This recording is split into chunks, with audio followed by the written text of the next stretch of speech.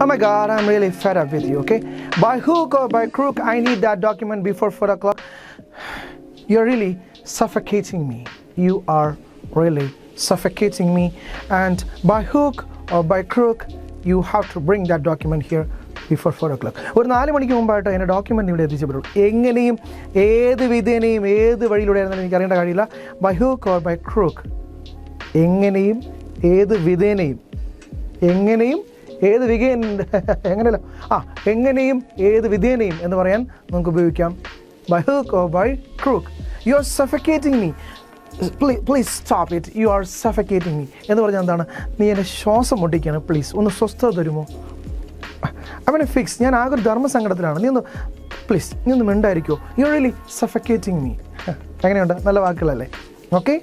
By hook or by crook, you are suffocating me. അവനെ fix. അപ്പോൾ നല്ല 2-3 വാക്കുകളൊക്കെ പറഞ്ഞു തന്നിട്ടുണ്ട്. അപ്പോൾ ഇംഗ്ലീഷ് പഠിക്കാൻ ആഗ്രഹിക്കുന്നവർ DK എടുത്ത് ഇംഗ്ലീഷ് പഠിക്കാം. വൈനിലേക്ക് വരാം. എൻ്റെ സ്പോക്കൺ ഇംഗ്ലീഷ് ക്ലാസ്സിൽ ആരംഭിച്ചിട്ടുണ്ട്. What are you waiting for? Come on, join in.